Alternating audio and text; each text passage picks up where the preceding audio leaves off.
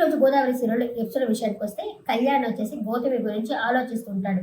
ఏమని అంటే తను ఎప్పుడెప్పుడు లొంగ తీసుకుందామా, తను ఎప్పుడెప్పుడు తనని ట్రాప్లోకి తీసుకుందామా అన్న ఉద్దేశంతో ఆలోచిస్తూ ఉంటాడు. కాలేజ్ అయిపోయినాక ఇంకా పక్కన ఫ్రెండ్స్ కూడా రెచ్చగొట్టే ఫ్రెండ్సే ఉంటారు కదా, వాళ్ళు కూడా వచ్చేసి ఏంటి హీరో డల్గా ఉంటున్నావు, అవునులే నీవన్నీ అట్ట ఫ్లాప్ అవుతున్నాయి కదా, అందుకే నువ్వు డల్గా ఉన్నావు కదా అని చెప్పేసి మాట్లాడుతూ ఉంటారు. ఏంటి పార్టీ లేదు పుష్ప అన్నట్టు, ఏమి పార్టీ లేదా, బీర్ తాగదామా అంతా రౌడీ గ్యాంగే, కాలేజీ పోని చదువుకోవడానికి కాదు, ఇడిపోయి మందు కొట్టి పడుకోవడానికే పోతున్నట్టున్నారు వీళ్ళు కాలేజీకి.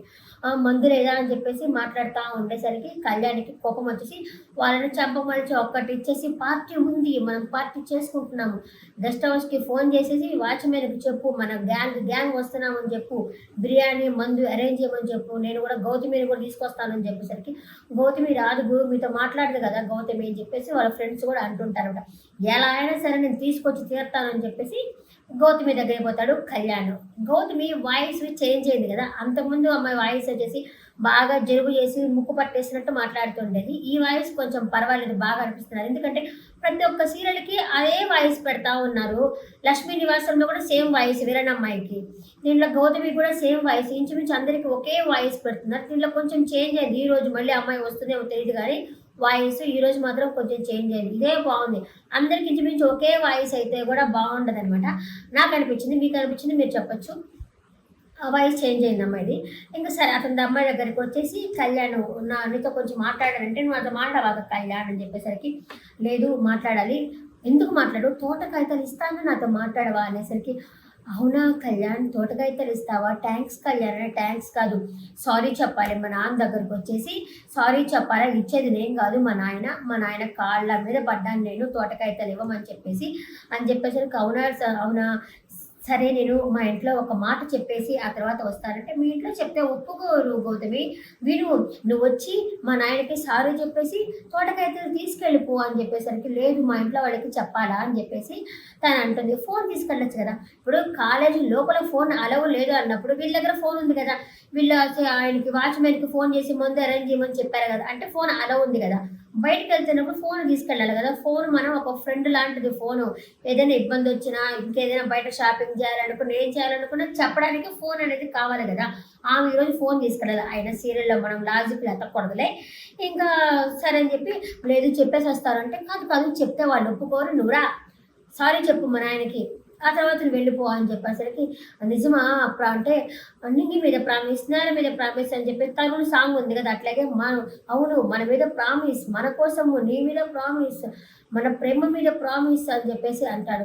ఓ అవునా అంటే అవును రా అంటే సరే వస్తాను, కాగితాలు ఇస్తాను కదా, సరే వస్తాను అని చెప్పేసి ఆయన కంటే ముందే ఖాళీ కూర్చుంటుంది అనమాట. అంతే వీళ్ళ ఫ్రెండ్స్ అంతా సక్సెస్ అని చెప్పేసి అనుకుంటారు. సరే ఇంకా మందు బిర్యానీ ఎట్లయినా వస్తుంది, సరేలేరా మన ఫ్రెండ్ కొట్టాడులే కానీ మందు బిర్యానీ వస్తుంది, వాళ్ళది మందు బిర్యానీ వస్తుంది కదని వాళ్ళు కూడా ఈ ఫ్రెండ్స్ తోటి వెళ్ళిపోతారనమాట. ఇక్కడైతే జాను వచ్చేసి లాయర్ని కలుస్తుంది. కలిసేసి ఎప్పుడు అవుతుంది తోట విషయం, ఎన్ని రోజులు పడుతుంది అంటే మనము వాళ్ళ మీద కేసు వేసాం కదమ్మా, కొంచెం ఓపిక పట్టాలా అవుతుంది అనేసరికి మురళిని తీసుకెళ్ళి ఉంటుంది అమ్మాయి. జాను వచ్చేసి మురళి కూడా అవుతాడు, ఇంకా ఎన్ని రోజులు పడుతుంది అంటే పడుతుందండి కొన్ని రోజులు అని చెప్పేసి తను కూడా చెప్తారు, ఓపిక పట్టాలంటే. ఈ లోపల అతను ఏమన్నా చేస్తాడేమో అంటే అతనేమి చేయలేళ్ళి, సింహాద్రి తోట గురించి ఏమి చేయలేళ్ళి అని చెప్పేసి చెప్తాడనమాట లాయర్. సరే అని చెప్పేసి వాళ్ళ అయిపోయింది కదా కనుక్కొని ఇంకా బ్యాంక్లో స్టేట్మెంట్ తీసుకొని వాళ్ళు వచ్చేస్తుంటారనమాట. ఇక్కడ పెద్ద ఉంది కదా జాను వాళ్ళ నాయనమ్మ ఉంది కదా, అటు ఇటు తిరుగుతూ ఉంటుంది. ఎందుకు అంటే నైట్ ఆర్డర్ పెట్టుంటుంది అనమాట, కొరియర్ అయినా ఇంకా రాలేదని చెప్పేసి అటు ఇటు తిరుగుతూ ఉంటుంది. ఇంకా ఇక్కడేమంటే గౌతమి రాలేదని చెప్పేసి జాను వాళ్ళమ్మ కంగారు పడతా ఉంటుంది, ఏందబ్బా ఇంకా గౌతమి రాలేదని చెప్పి ఇవి కంగారు పడుతుంటుంది. ఈమె వచ్చేసి పెద్దామె వచ్చేసి కొరియర్ అయినా రాలేదని చెప్పి ఆమె కంగారు పడతా ఉంటుంది. ఇక అలకనంద వచ్చేసి లాస్ట్ అమ్మాయి కింద అయితే మ్యాథ్స్ అయితే చెప్తా ఉంటుంది అనమాట. ఇట్లా ఎవరి పనిలో వాళ్ళైతే ఉంటున్నారనమాట. అందులోప్పుడు వీళ్ళు వస్తారు, జాను వాళ్ళు వస్తారు. వచ్చిన తర్వాత వాళ్ళ అమ్మ అడుగుతుంది, మా నాయనమ్మ అడుగుతుంది ఎక్కడి నుంచి వస్తున్నారు అంటే ఇదే బ్యాంకు స్టేట్మెంట్ తీసుకొని అయితే వస్తూ ఉన్నాం మేము అని చెప్పేసి ఆ అమ్మాయి చెప్తుంది అనమాట. ఓ అవునా అని చెప్పేసరికి లాస్ట్ అబ్బాయి వస్తారు కదా, లాస్ట్ అమ్మాయి వచ్చేసి వాళ్ళ బావని అడుగుతుంది, బావ ఈ మ్యాథ్స్ గురించి చెప్పు బావా అంటే ఆయనకి ఏం చెప్పినా సరే జాకెట్ కొలతలే చెప్తాడనమాట. ఇంక నందు గూడా ఉండేసి ఆయనెట్ట అడిగావు నువ్వు ఏమడిగినా సరే ఆయన కొలతలే చెప్తాడు అని చెప్పేసి అక్కడ కొంచెం ఫన్ అయితే జరుగుతా ఉండింది. వీళ్ళమ్మేమో టెన్షన్ పడతా ఉండింది. ఆమెమో కొరియర్ రాలేదని టెన్షన్ పడుతున్నిందనమాట. ఈ లోపల కొరియర్ వస్తుంది. కొరియర్ వచ్చేసి దాంట్లో ఏముంది అంటే నైటీ అనమాట. ఆమె పెద్దామె ఆర్డర్ పెట్టుంటుంది. నైటీ ఎవరి అడ్రస్‌కొస్తుంది? మురళి అడ్రస్‌కి ఇంటికొచ్చుంటుంది కొరియర్. అది ఫన్‌లే. ఫన్‌లో అంత విడమర్చి చెప్పాల్సిన అవసరం లేదు. ఆయన అడ్రస్‌కి పంపించుండేసరికి నీ వైఫ్‌కి నైట్ తీసుకొచ్చావా? నైటీలో చూడాలనుకుంటున్నావా? అని పెద్దామె చెప్తా ఉంటుంది. కానీ నందుకి తెలిసిపోయి ఉంటుంది. నైటీ తనే ఆర్డర్ పెట్టుంటుందని చెప్పేసి. నాకు నైటీ వద్దు పో అంటే, లేదు మన భారతీయులు వేసుకునేది ఇది నైటీ. విదేశాల్లో వేసుకునేదే నైటీ. ఇది చిన్న పెద్ద గిఫ్టు. నైటీ వేసుకోవాలా అన్నట్టయితే ఆమె పెద్దామె అయితే చెప్తా ఉంటుందనమాట. సరే అక్కడ ఫన్ అయితే జరుగుతా ఉంటుంది. ఇక్కడ జాను వాళ్ళమ్మ టెన్షన్ పడతా ఉంటుంది. అప్పటికి జాను అడుగుతుంది, "ఏమైందమ్మా?